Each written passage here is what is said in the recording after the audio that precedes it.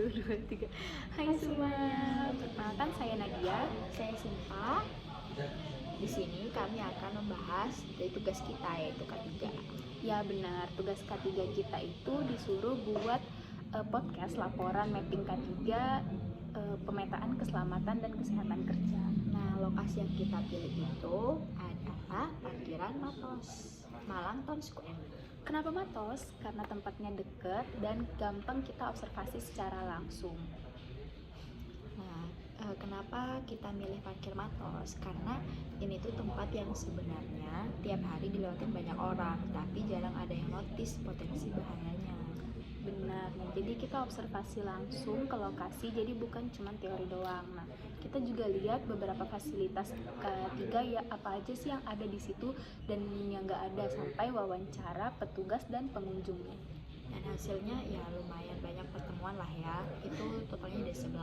Nah, 11 kondisi yang tidak aman itu kayak atau istilahnya unsafe condition itu dari yang ringan kayak tidak ada pembatas jalan antara pembatas parkiran dan sampai ke yang serius. Nah, ini yang bikin kaget sih, nggak ada apa, cuma adanya hidransi, ada alat pemadam api ringan. Kita cek juga di seluruh yang bagian kita observasi itu beneran gak ada ketemu aparnya satupun, padahal kan kayak gedungnya termasuk luas dan kayak komersial gitu, jadi secara hukum itu wajib ada. Makanya di laporan ini kita kasih warna resiko yang paling tinggi, jadi kita sebut tuh ekstrim buat temuan itu. Soalnya kalau ada kebakaran kecil, konsleting motor misalnya, itu bisa cepat membesar kalau nggak ada penanganan awal. Nah, terus selain apart yang tadi kita bahas itu, kita juga nggak ada nemuin jalur evakuasi, alarm kebakaran, sama lampu darurat. Nah, dari keempat hal itu kan pasti saling berkaitan. Iya, kalau salah satu nggak ada, dampaknya itu nambah ke yang lain. Makanya kita pakai 2 teori buat ngejelasin pola ini. Teori pertama yang kita pakai itu teori domino. Konsepnya itu kayak kecelakaan beruntutan kayak domino.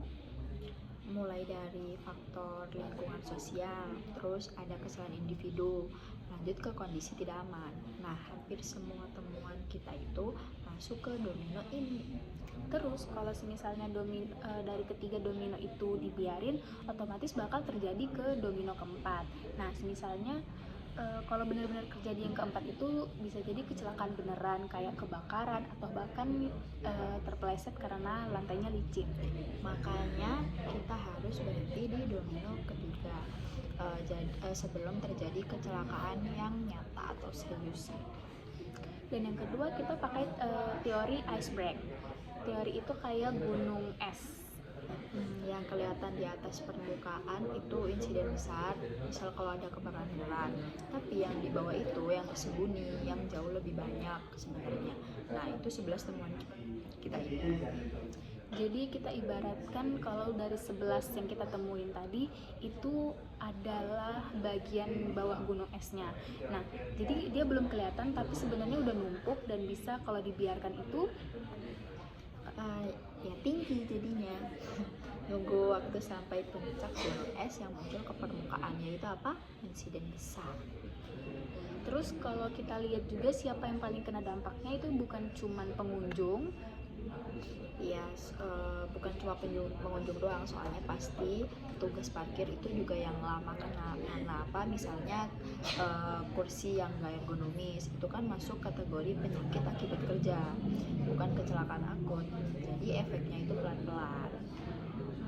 Nah, itu juga sering keluput sih, soalnya dampaknya itu nggak langsung kelihatan. Soalnya kan petugas itu duduk lama ya, 8 jam atau bahkan lebih dengan kursi yang kurang nyaman kayak kursi plastik gitu. Nah, terus ada lagi tuh sirkulasi udara juga. Jadi pengunjung itu kan cuma transit sebentar, tapi petugas yang berjaga di sana itu kan lama ya, shiftnya jauh lebih rentan kena dampak udara yang pengap gitu. Nah, kita juga udah ngelakuin wawancara, jadi konfirmasi langsung ke petugasnya. Emang beberapa petugas itu bilang kalau area itu terasa pengap dan emang ada titik yang gelap gitu. Jadi dari semua temuan ini kita kasih beberapa saran sih. Yang paling urgent dan yang paling jelas itu pasang apar sesuai standar. Terus perbaiki baik dryness, terus sama nambah titik cahaya di sudut gelap. Nah, terus yang menengah itu buat CCTV-nya. Nah, CCTV-nya itu perlu ditata ulang biar nggak ada lagi blind spot, sama dikasih batas yang jelas antara jalur motor dengan jalur pejalan kaki. Terus yang buat jangka panjang itu sepertinya ganti kursi buat petugas yang lebih ergonomis gitu, sama evaluasi ketiganya secara berkala biar nggak nunggu sampai ada insiden dulu baru habis itu diperbaiki. Nah iya, jadi intinya tuh laporan kita ini kita kelihatan kalau di Matos itu emang masalahnya itu terlihat tempatnya juga kelihatan biasa aja, tapi kayak parkiran mall pada biasanya, tapi sebenarnya itu nyimpen banyak potensi bahaya yang resiko dan yang sering kita nggak sadari. Jadi pencegahan itu emang nggak terlihat sampai sesuatu benar terjadi, makanya pemetaan kayak gini penting banget sih. Ya, ini kita ada beberapa lakuin observasi secara langsung dan gambar-gambar.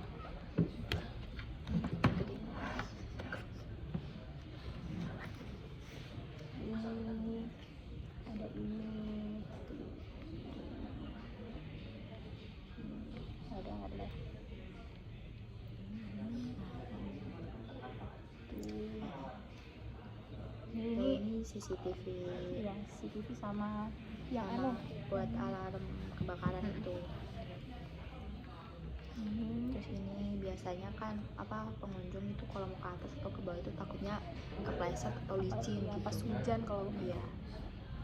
Ini juga sama. Nah ini itu kalau yang bau itu. Sama ini juga bau. Ini pembatas ya, pembatas jalan. Oke, Sekian dari kami.